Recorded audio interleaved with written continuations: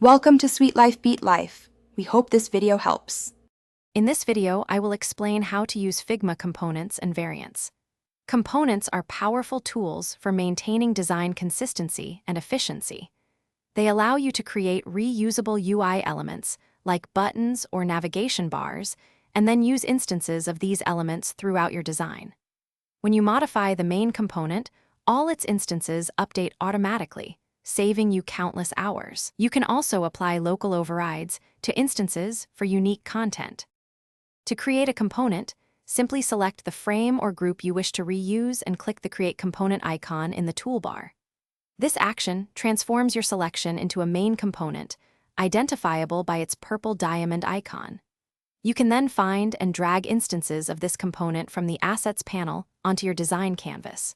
Remember, any changes to the main component will instantly reflect across all its instances, ensuring design harmony. Variants take components to the next level by allowing you to group similar components, like different button states, into one organized set. Instead of having separate main components for default button and hover button, you can create a single button component with state as a property. This makes your Assets panel much cleaner and your design system more manageable. You can define properties such as size or theme to control these variations. For an efficient workflow, always name your components and variants clearly and consistently. Organize them logically within your Figma file, perhaps on a dedicated components page, to ensure easy access for everyone.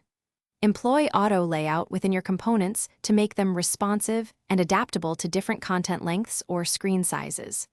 Finally, document your component usage guidelines to foster seamless collaboration across your design and development teams.